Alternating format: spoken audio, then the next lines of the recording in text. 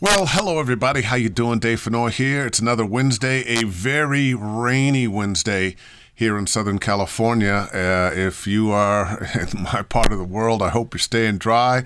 If you're in the southern United States, out east there, I hope you're staying warm.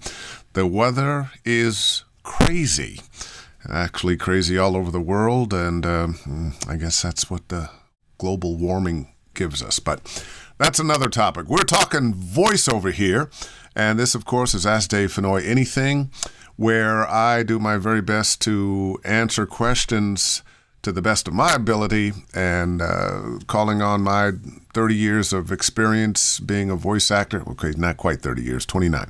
29 years of experience being a voice actor in Los Angeles, and if there's any way that I can answer your question and help you out, I am happy to do it. We do this every Wednesday unless I'm out of town or traveling or something like that. And I've gotten some really good comments from people that it's much appreciated. And I enjoy doing it and happy to help. Ferris, what's going on? Helena, Tom, Mark Towns, how you doing, man? Shannon, Jay, Bradley, William. Oh, I got my cousin there, William Fennoy. Yeah. If you meet a Fennoy, yep, they're related. True. Had an interesting day today, similar day on Monday. I know you know who Everett Oliver is. He is a coach in animation, and he used to have dreadlocks like me, shorter, but he cut them all off for some reason. But anyway, that has not taken away from his powers as a coach.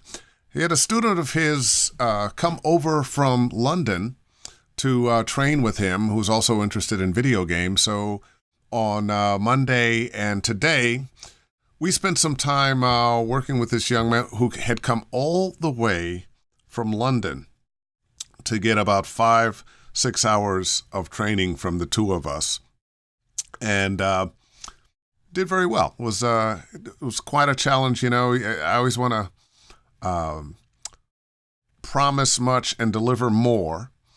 And I think this young man's going to be okay. I think he's going to be okay, but kind of a challenge, a little scary. Oh, yes, we're coming all the way across the pond to study with you, so good stuff. Let's see, what else has been going on? Got to hang out with some of my voiceover buddies last night at Dish on Ventura. Several of us who are in a game that recently came out, Darksiders 3, signed autographs and games to be sold to raise money for charity. That was a lot of fun. And, you know, people ask me sometimes when they don't know what I do, and I tell them, and my comment is always, yeah, it beats working for a living. Anyway. Let's see, who's got a question for me? Hey, from Toronto, what do you suggest to someone starting out in voiceover? One, get trained.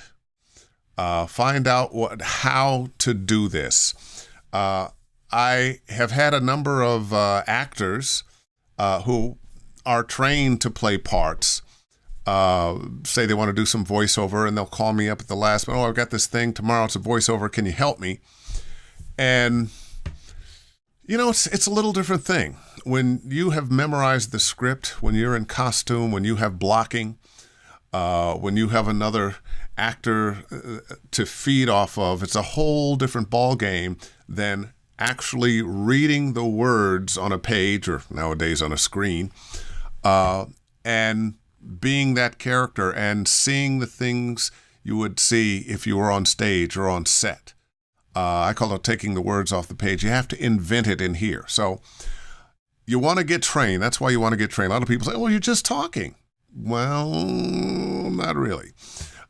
So get trained.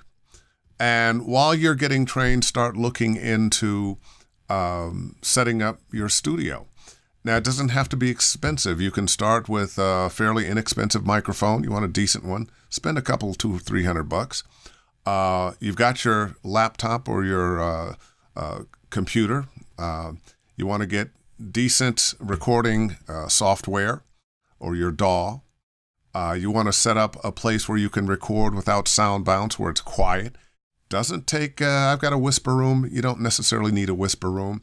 You find a nice quiet room or a closet with clothes in it. Great place. You want to start looking at setting up your website. Once you are trained, you want to get your demos done. Once your demos are done and you've gotten that website together, you want to display those demos on your website.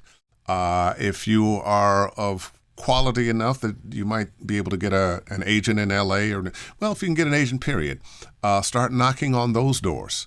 Start looking for work. Start promoting yourself. Get your business cards made. Start telling people that this is what you do. Start looking for work. Get an agent. That's great. Agent's going to send you out, going to send you auditions. But we're in a do-it-yourself world these days, so do as much as you can. So get trained, get your demos, get your website, start promoting yourself, become a part of some of the voiceover community, some groups in the voiceover community. There are a lot of groups on Facebook and other places. Almost every town of any size has a voiceover meetup group or workout group. You want to get to know the people who are also doing what you do, because what we do it's different than most jobs. Unless your significant other, mom, dad, friends are doing it also, they don't really know how to help you. And, you tell someone, oh, yeah, I'm going to be a voice actor. Well, what's that? Well, on commercials and TV promos, cartoons, video games. Well, how do you get into that? I mean, they don't know. So you want to get around some people who are doing exactly what it is that you are doing, because they have information that you don't. And at some point, you're going to have some information that they don't, and we can help one another. So that's what I would say to do. One day I'm going to have to put that in a FAQ. Da-da-da-da-da-da. Good evening, honored to see. Oh, hello. Chilimbwe, Washington. Did I pronounce that right? Chilimbwe? Good African name. Howdy, Dave, Randy Morrison, what's going on? Lisa Tillis, Michael Paladine, join. Hey, Michael, how are you, man? Let's see, another question. Hey, Susan, Leanne, Mason. Would having braces or Invisalign have an effect on working as a voice actor? About braces, no, I don't think so. I don't think braces cause the people who have them to speak in another way. Not having had Invisalign, I had braces when I was a teenager. Not having had Invisalign, I don't think so. Can't you also just pull those out? Aren't Invisalign something you put on at night? So I don't think that would affect you as a voice actor. So you got to get braces or Invisalign. Go for it. Get those teeth pretty. Hey, Dave Fennoy. Thank you, Susan. That's so sweet. Let's see, Ryan, Jenny, Jeff Brown. My buddy Jeff Brown, comedian, great comic writer, writes for D.L. Hughley, and they've got a show going on. Make a mention, Jeff. Let's see, Brian Kelly. Let's see, Jim. Long time no, good to be back. Oh, thank you, Jim. Glad you're back. Bianca Skinner, hello. Thank you so much for this. I'm so glad to catch. Oh, you're welcome. Looking for real questions here. Craig Young, you recommend USB mics? USB mics have gotten better. When they first came out, they made a lot of noise. Well, I won't say a lot of noise. It made some noise. They've gotten a lot better.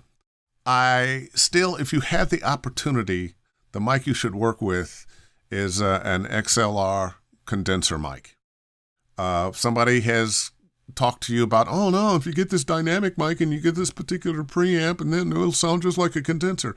Don't go through all that. Just get the condenser mic. There are very good mics, condenser mics, XLR mics that are running in the $300 to $700 range, and of course above. The USB mics are okay. you can use them. A lot of people do. It's not going to keep you from working, but if you get a USB mic, make sure you get a good one. There are a number of companies that make some good ones. Don't buy the bottom end. Like if you're going to buy a Blue microphone, they have one now. The price is on the bottom end, but the quality is not. It's called an Ember. That's very good. Actually, that's not a USB mic. I take that back. But it is a good mic. It's a XLR, the Ember. But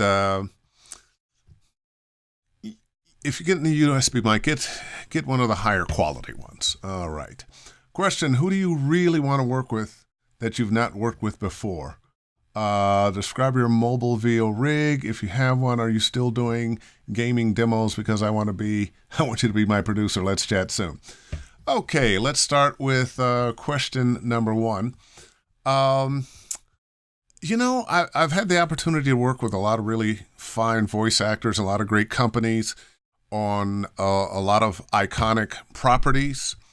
I'm not sure, just coming up is not just one particular person that, I just really like to work with that person.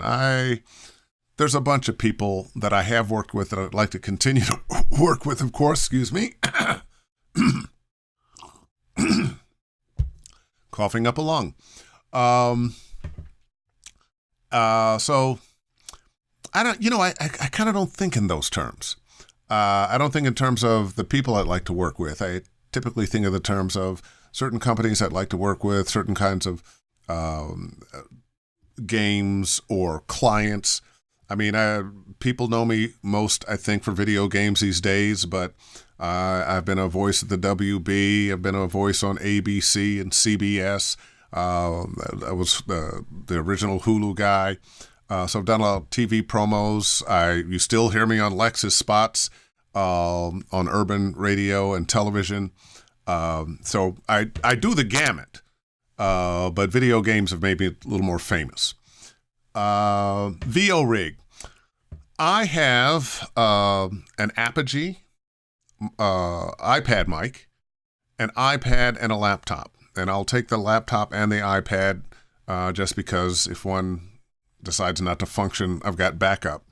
But that little Apogee mic is great. I've got also a little blue Raspberry that's also very good.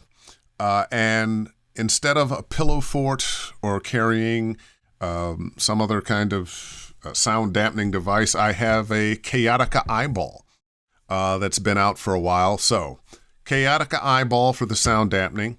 For a mic, that little Apogee iPad mic, or you could try the new blue Raspberry, also very nice.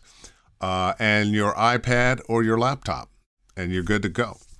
And am I still doing gaming demos? Yes, I am. Yes, I am.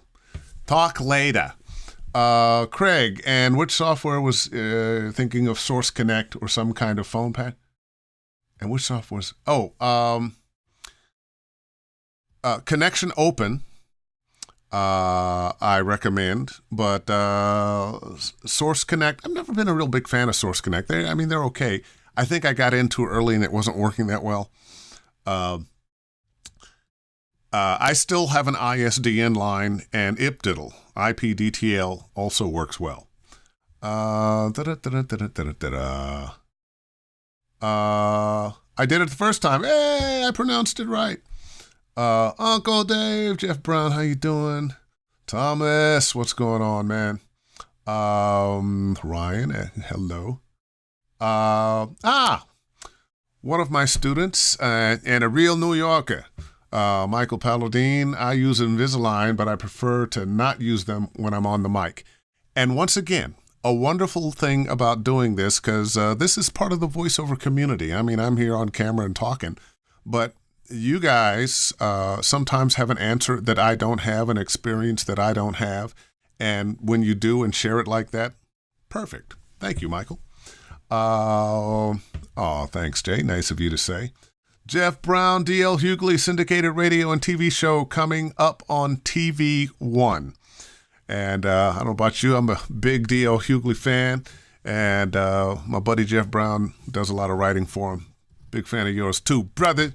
As he calls me Uncle Dave. Always makes me feel a little old, though, Jeff. Always makes me feel a little old. All right. Hey, Sean, what's going on? Kier. Brian Kelly, do you anticipate having another webinar sometime soon?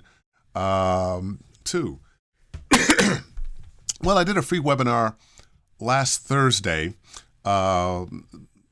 demonstrate some teaching skills and introduce people to webinars that I've done. We made available for a very, very, very, very low price. By the way, if you would still like to do that, the deal is still good. You can go to voiceoverphd.com if you'd like to get, there's like 7 or 8 webinars and workshops that I've done. Last week's you were tied up. Oh, you know what? It's on my YouTube channel, the webinar that I did last week. Chilimbe, would you try going to the audio producers at production companies for work? In finding your own work, I would knock on a lot of different doors. Audio producers might be. I would be looking at the writers, the producers. Not so much audio producers per se, but the producers of the content. Usually, when I'm thinking audio producer, I'm thinking somebody who is working under the producer that you really want to get to. The person you want to get to is somebody who's doing the hiring. So the casting people, the producer of the entire production. Right now we have companies that specialize in e-learning. I'd go on LinkedIn and I would do a search of e-learning producers. I would do a search of corporate narration producers, and I would hit those people. And I've said this before, when you punch in that search, a whole bunch of them are going to come up.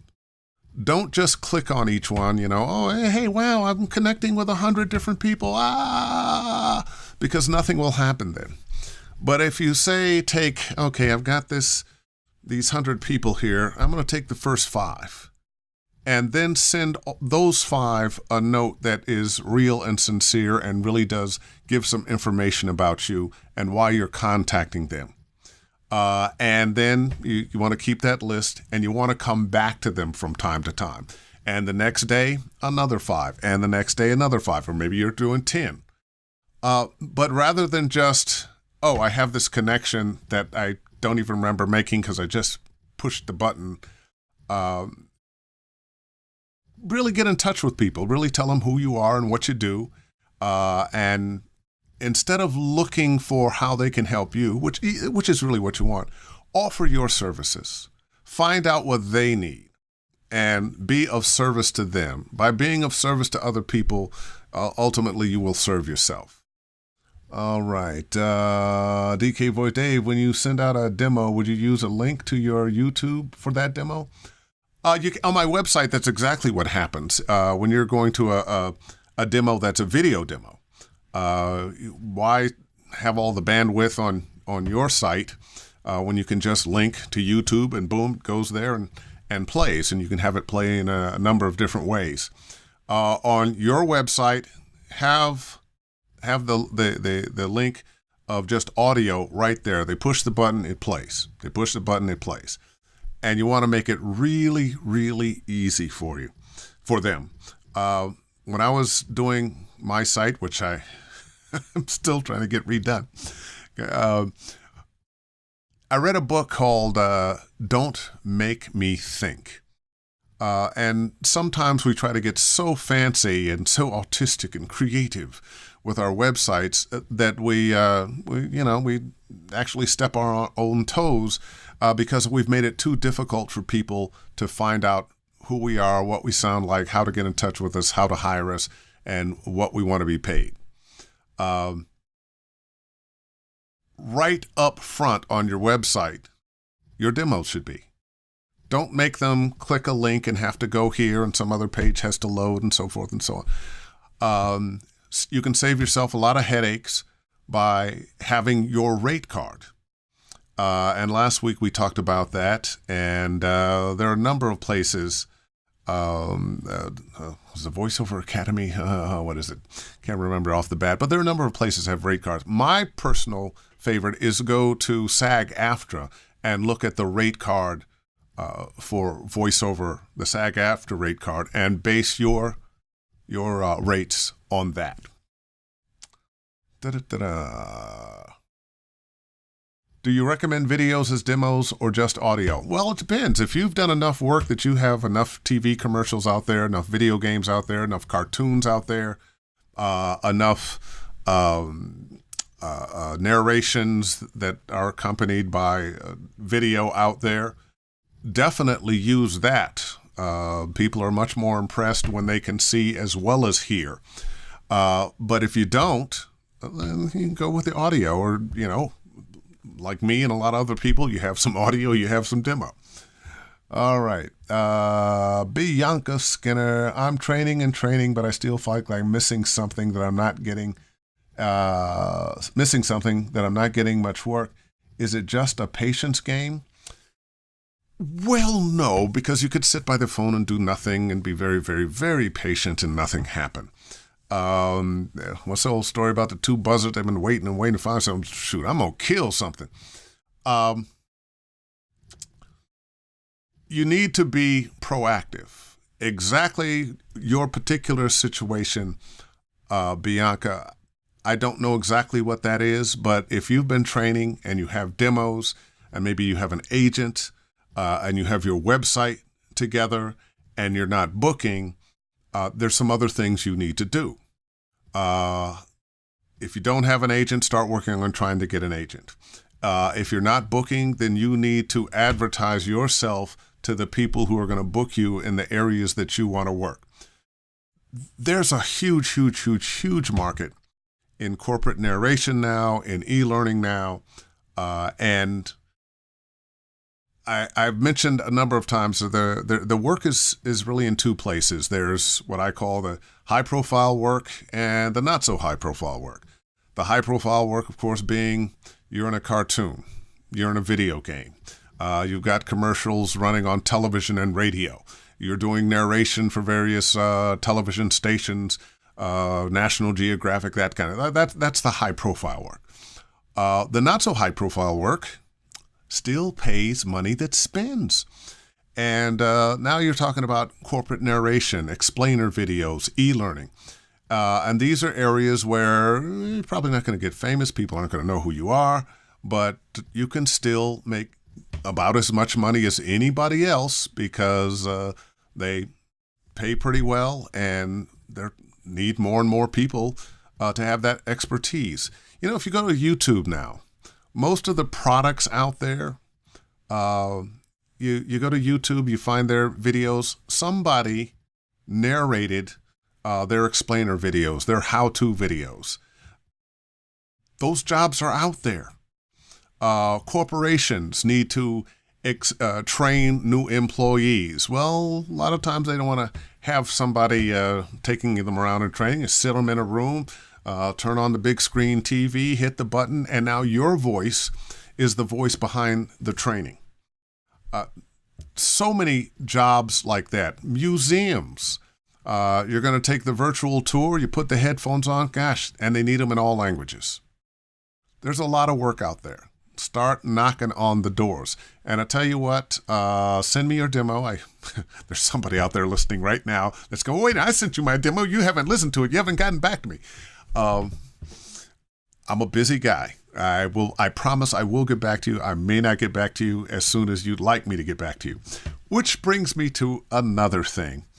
I do a lot of conventions or I'm out and about, and people always go, hey, can I give you my card? Sure, you can give me your card.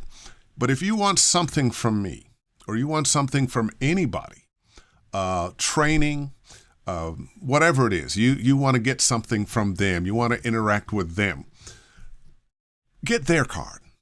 Get their card, get their number, and you contact them.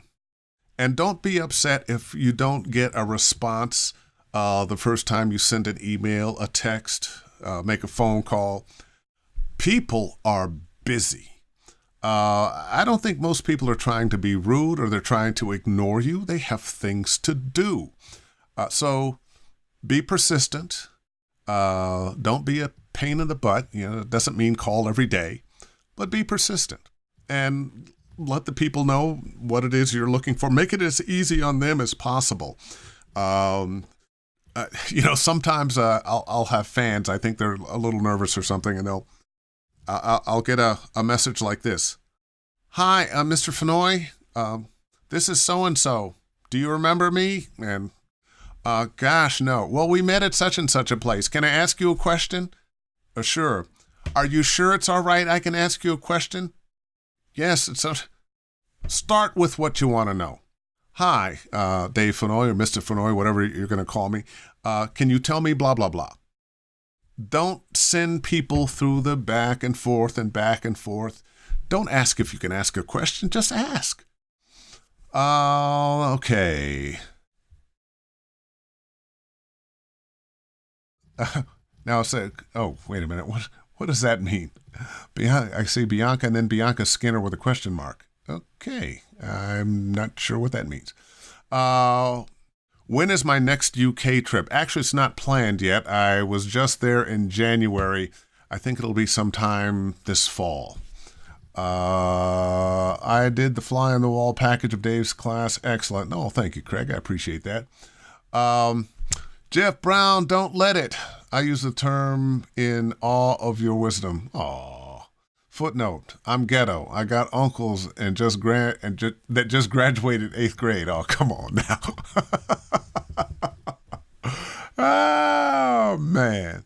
Lisa, tell us the webinar was amazing. Lots of great instruction. Thank you, thank you, thank you. Jeffrey Oliver, is it the Blue Yeti mic? No! Sorry, I get carried away. I'm not a fan of the Yeti. The Yeti, Blue is a fairly new company. You've got some companies like Neumann and Sennheiser been around for decades that serve the high-end professional studio and clientele. Blue also serves them. They make some very good high-end mics. Every word of the Walking Dead game and many other games that Telltale did up until 2014 or so was done in a studio with a Blue mic. So it's a good mic, but that was one of their high-end mics. But what Blue has done, and some other companies have done, is they are catering to the new podcast market and the video gamer market. So some of their products are designed not for studio use, but for podcast, your home podcast room, and for your gaming room when you're playing games with people from around the world. Those mics are just fine for that. And that's what a Yeti is.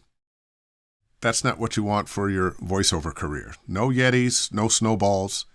They do have some mics in the $300-400 range that are real good.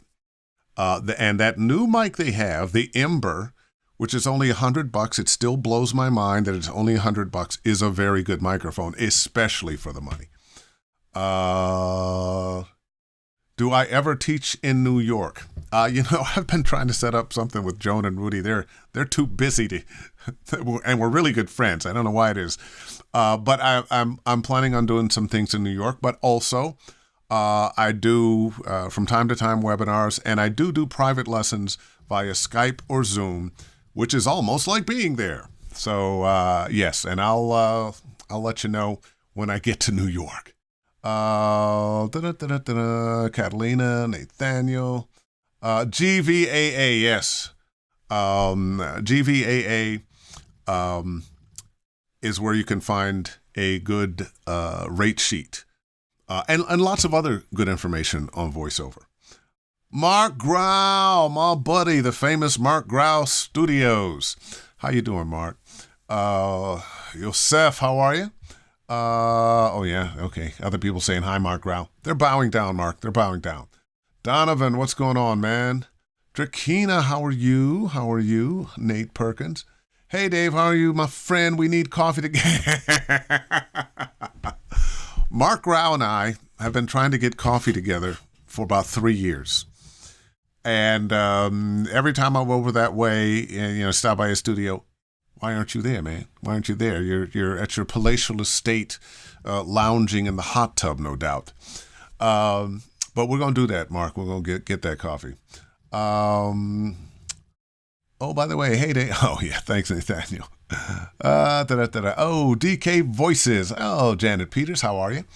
I had an agent from China contact me with a script that was not written in proper English.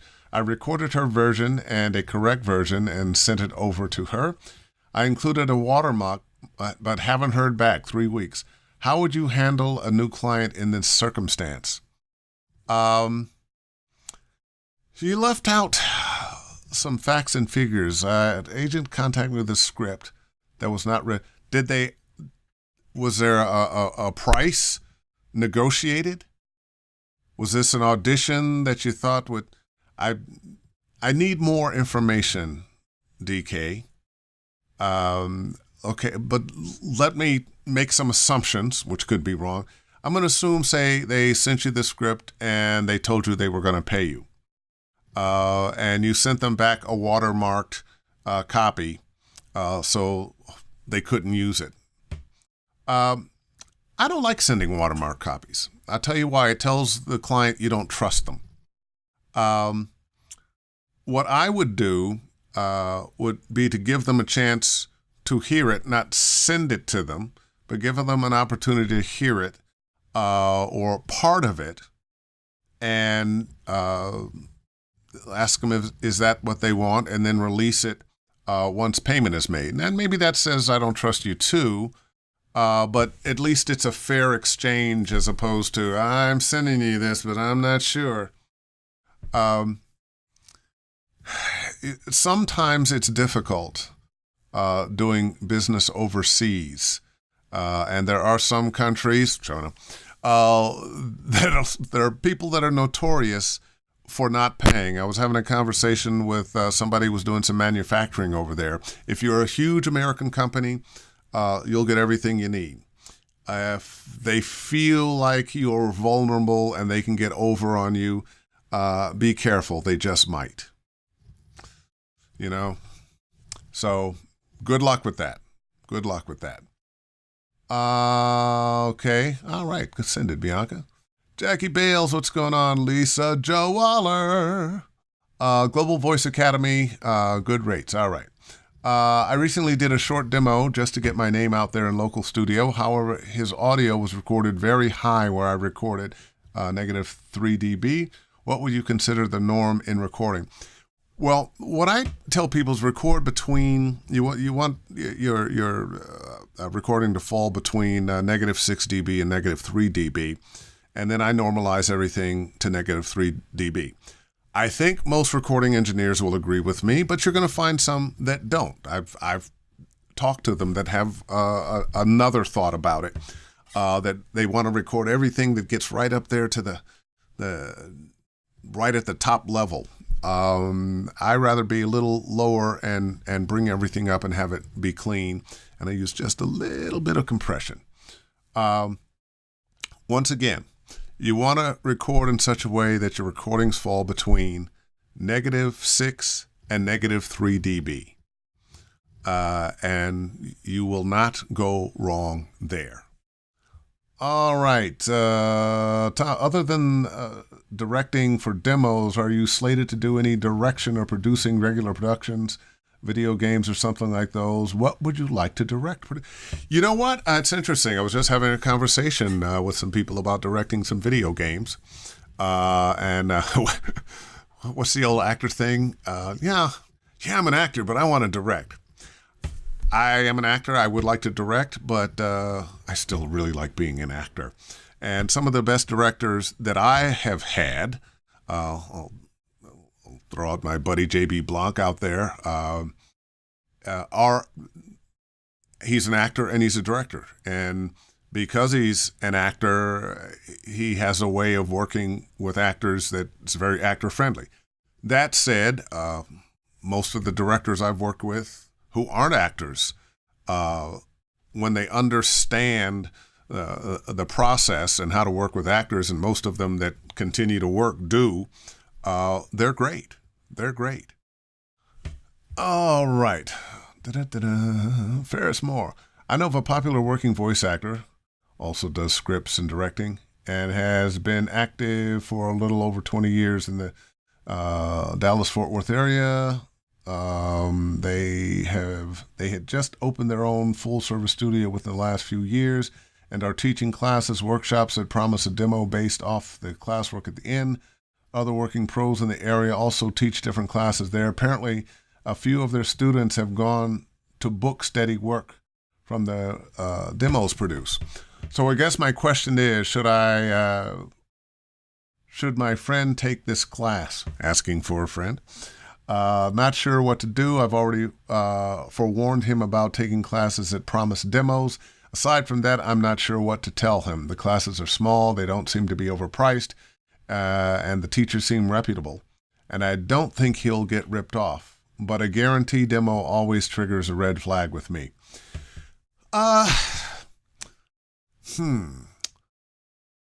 There are some other places that you take their class and a demo's guaranteed. J. Michael Collins, if you do his Euro retreat, you are guaranteed a couple of demos to be done sometime afterwards. And his demos are really good. I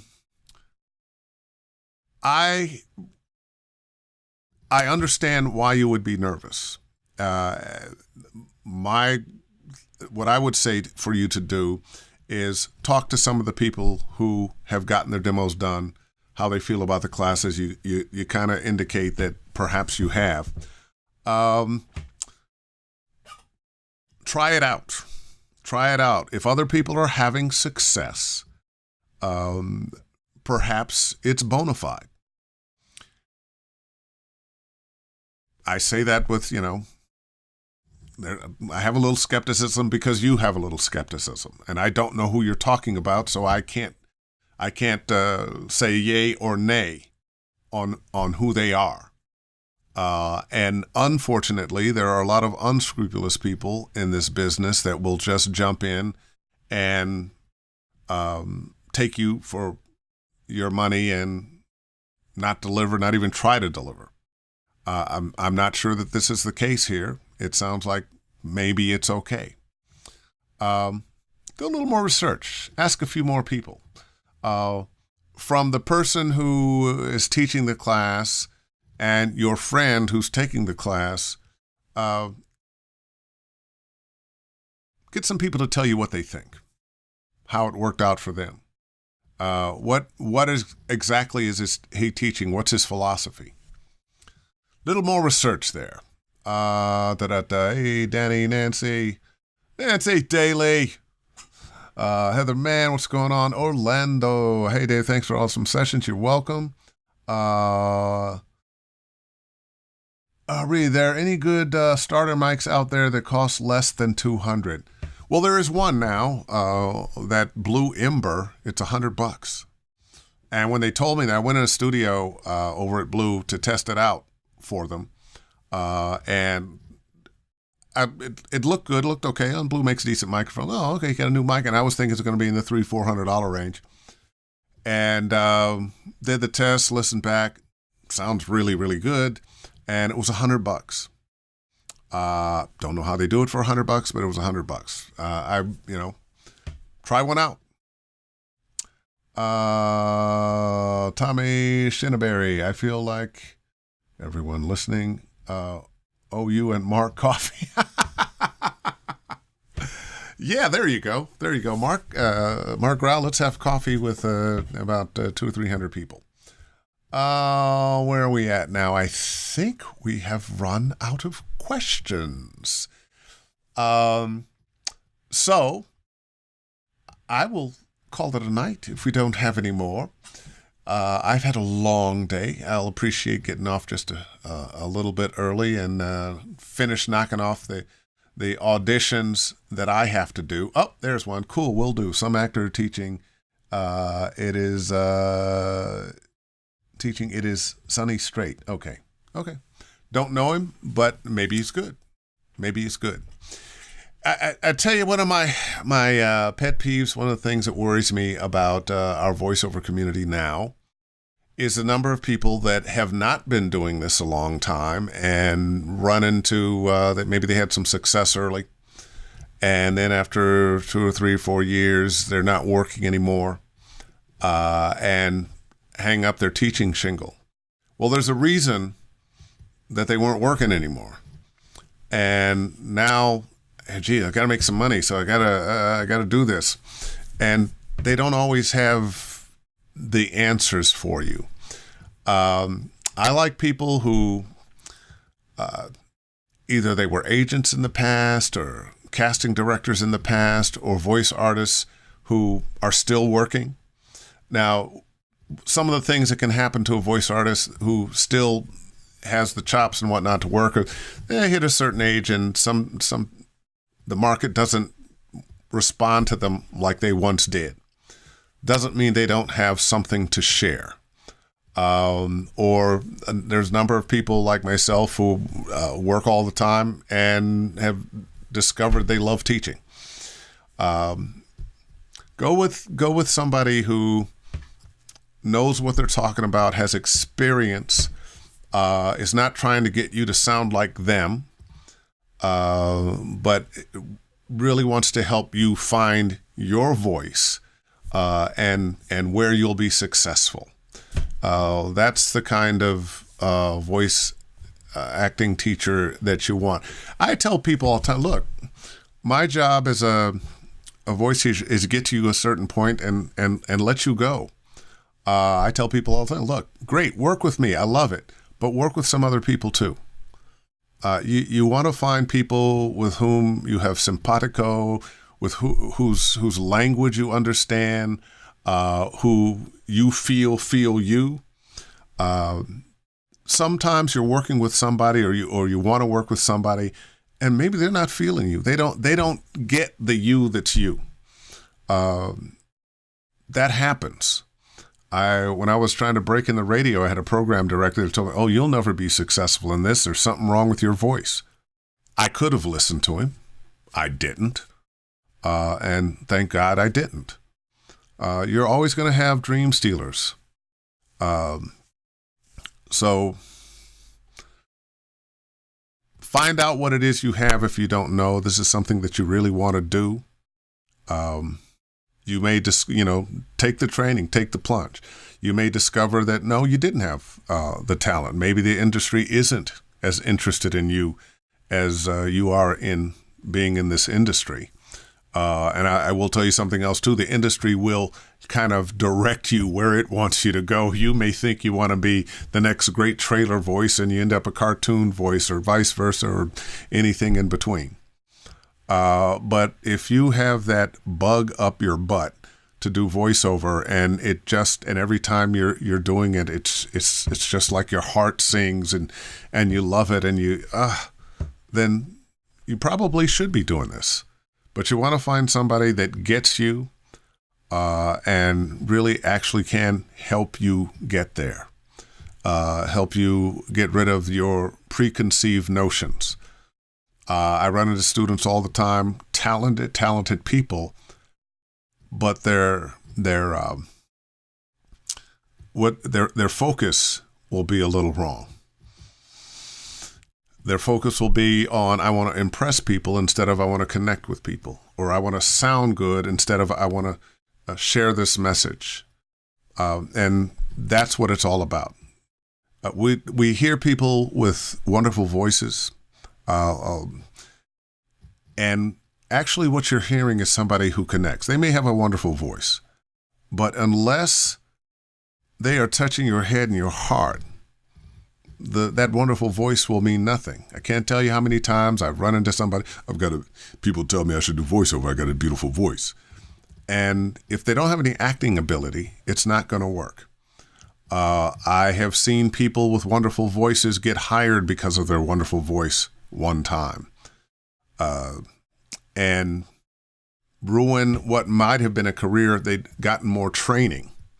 I'll tell you a story. I think I told this a month or 2 or 3 or 4 ago.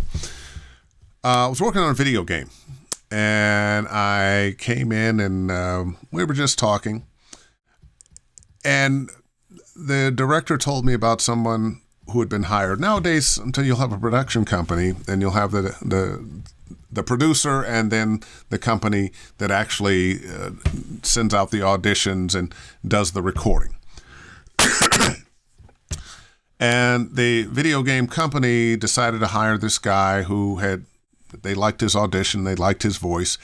Nobody knew who he was. They brought him in, and it was going to be a typical 4-hour session. They figured, okay, we'll get through this main character that he's playing in a couple hours, and we'll have room to do three other characters. They didn't even get through the main character in the 4 hours because the guy had no acting ability. Somebody had helped him doctor together a demo and doctor together his audition.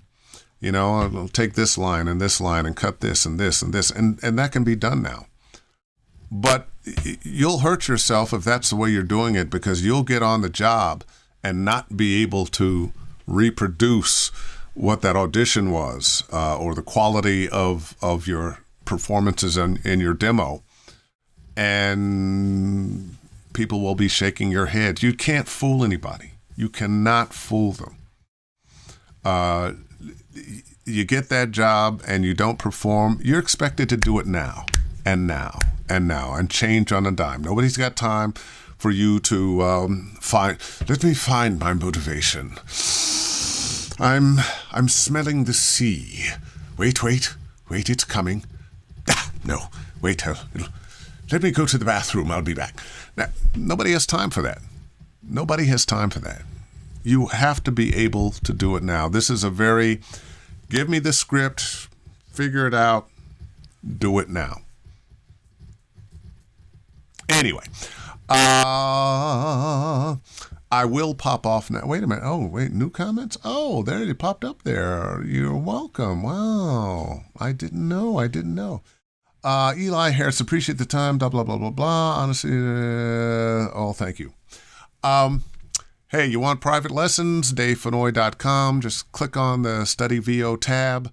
If you'd like to purchase my former webinars and workshops covering narration, TV promos, auditioning in general, and lots of video games, voiceoverphd.com. You can get them there.